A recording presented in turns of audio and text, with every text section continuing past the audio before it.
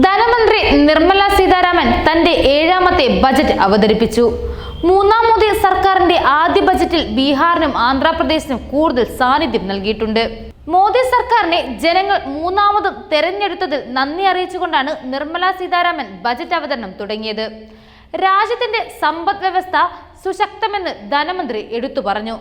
ബജറ്റിൽ സ്ത്രീകൾ, കർഷകർ, യുവജനങ്ങൾ എന്നിവർക്ക് പ്രത്യേക പ്രാതിനിധ്യം നൽകിയതായും ധനമന്ത്രി പറഞ്ഞു. ഇനി നമുക്ക് ബജറ്റ് ഒന്ന് ഒറ്റ നോട്ടത്തിൽ നോക്കാം. വിദ്യാഭ്യാസം, നൈപുണ്യ മേഖലകൾക്ക് 1.48 ലക്ഷം കോടി രൂപ. 9 മേഖലകൾക്ക് ഊന്നൽ നൽകിയുള്ള പ്രഖ്യാപനമാണ്. കാലാവസ്ഥാ വ്യതിയാനങ്ങളെ അതിജീവിക്കുന്ന വിളകൾ കർഷകർക്ക് ലഭ്യമാക്കും. ആദ്യമായി ജോലിക്ക് കയറുന്നവർക്ക് EPF എൻറോൾമെന്റ് പിന്തുണ പ്രഖ്യാപിച്ചു. രാജ്യത്തെ 500 പ്രധാന സ്ഥാപനങ്ങളിൽ 5 വർഷത്തിനകം 1 കോടി യുവാക്കൾക്ക് ഇന്റേൺഷിപ്പ് ചെയ്യാൻ സൗകര്യമൊരുക്കും. 5000 രൂപ സ്റ്റേറ്റ്മെന്റ് നൽകും. 6000 രൂപ ഒറ്റത്തവണയായി നൽകും. പരിശീലനത്തിനുള്ള ചിലവും 10% സ്റ്റേറ്റ്മെന്റും കമ്പനികൾ വഹിക്കണം. കൂടുതൽ തദ്ദേശീയ താപവൈദ്യുതി നിലയങ്ങൾ യാഥാർത്ഥ്യമാക്കും. 1 കോടി വീടുകൾക്ക് കൂടി സോളാർ പദ്ധതി സ്ഥാപിക്കാൻ സഹായം നൽകും. പ്രളയ ദുരിതം നേരിടാൻ ബീഹാറിന് 11,500 കോടിയുടെ സഹായം പ്രഖ്യാപിച്ചു. പ്രളയം നിയന്ത്രിക്കാൻ നേപ്പാളിനേതിന് സമാനമായ രീതിയിൽ പദ്ധതി നടപ്പാക്കും. അസമിനും ഹിമാചലിനും സഹായം പ്രഖ്യാപിച്ചിട്ടുണ്ട്. പ്രധാനമന്ത്രി ഗ്രാമസഡക് യോജന ഫേസ് 4 അവതരിപ്പിക്കും.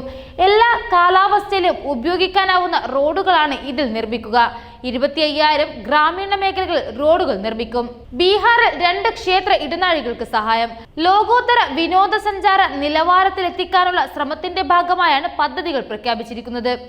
നഗരപ്രദേശങ്ങളിലെ ഭൂരേഖകൾ ഡിജിറ്റലൈസ് ചെയ്യും.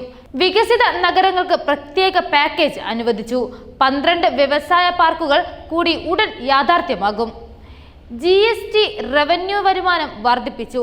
സാധാരണക്കാരന്റെ നികുതി ഭാരം കുറച്ചു. കർഷകർക്കുള്ള ധനസഹായം 6000 രൂപയായി തുടരുകയും ചെയ്യും. കസ്റ്റംസ് ഡ്യൂട്ടി നിരക്കുകൾ പുനഃപരിശോധിക്കും.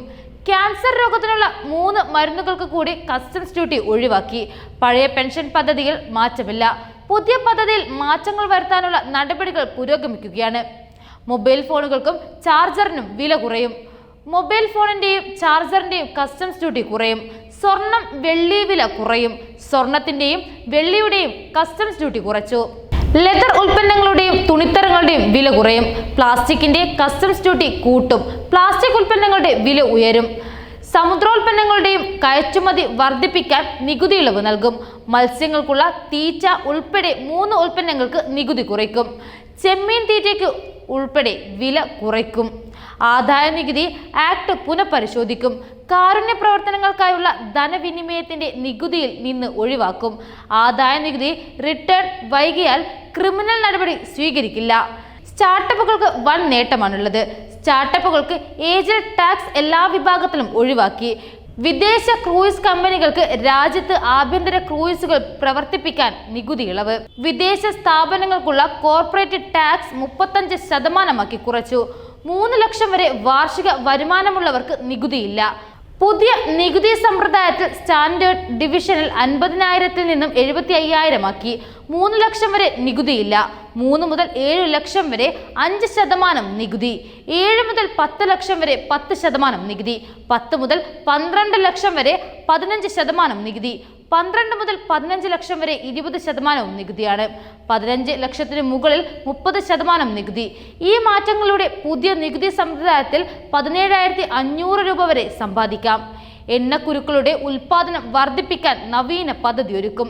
കാർഷിക മേഖലകൾക്ക് 1.52 ലക്ഷം കോടി രൂപ വകയിരുത്തി. തൊഴിലില്ലായ്മ പരിഹരിക്കാൻ പദ്ധതികൾ. സ്ത്രീകൾക്കായി പ്രത്യേക നൈപുണ്യ പരിശീലന കേന്ദ്രങ്ങൾ. 5 വർഷം കൊണ്ട് 20 ലക്ഷം യുവാക്കൾക്ക് നൈപുണ്യ പരിശീലനം. 1000 വ്യവസായ പരിശീലന കേന്ദ്രങ്ങൾ. 10 ലക്ഷം രൂപ വരെ വിദ്യാഭ്യാസ വായ്പാ സഹായം.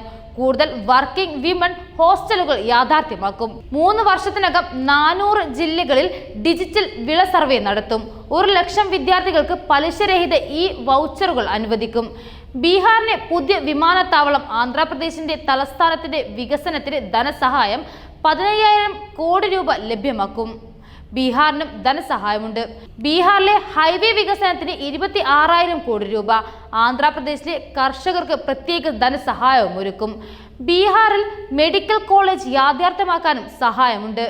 ആന്ധ്രയിലെ പോലവാരം ജലസേചന പദ്ധതിക്കും ധനസഹായമുണ്ട്. ആദിവാസി വിഭാഗങ്ങളുടെ സാമൂഹിക സാമ്പത്തിക ക്ഷേമത്തിന് കൂടുതൽ പദ്ധതികൾ 5 ലക്ഷം ആദിവാസികൾക്കാണ് പ്രയോജനപ്പെടുക. MSMEകൾക്ക് ഈടില്ലാതെ വായ്പ നൽകും. ഇതിനായി പ്രത്യേക സഹായ ഫണ്ട് എന്ന പേരിൽ 1000 കോടി വകയിരുത്തും. വനിതാ ശാക്തീകരണ പദ്ധതിക്കായി 3 ലക്ഷം കോടി, ചെറുകിട ഇടത്തരം മേഖലകൾക്ക് 100 കോടി രൂപയുടെ ധനസഹായമുണ്ടാകും. മുദ്ര വായ്പയുടെ പരിധി ഉയർത്തി 10 ലക്ഷത്തിൽ നിന്ന് 20 ലക്ഷമാക്കി ഉയർത്തിയിട്ടുണ്ട്. 5000 വൻകിട കോർപ്പറേറ്റ് സ്ഥാപനങ്ങൾക്കായി 1 കോടി വിദ്യാർത്ഥികൾക്ക് ഇന്റേൺഷിപ്പ് അവസരവും ഒരുക്കും. ഇന്റേൺഷിപ്പ് തുകയായി 5000 രൂപ ലഭ്യവുമാക്കും. രാജ്യത്ത് കൂടുതൽ വ്യവസായ പാർക്കുകൾ 12 വ്യവസായ പാർക്കുകൾ കൂടി ഉടൻ യാഥാർത്ഥ്യമാക്കും. നഗരത്തിൽ 1 കോടി ഭവനങ്ങൾ നിർമ്മിക്കും. പാർപ്പിട പദ്ധതികൾക്കായി 10 ലക്ഷം കോടി നീക്കിവച്ചു. പ്രധാനമന്ത്രി ആവാസ് യോജന പദ്ധതിയിലാണ് ഇത് നടപ്പാക്കുക. ഇത്തരം പദ്ധതികളെല്ലാം നടപ്പാക്കുമ്പോൾ കേരളത്തെ തിരിഞ്ഞു നോക്കാതിരിക്കുകയാണ് കേന്ദ്ര സർക്കാരും ബജറ്റും.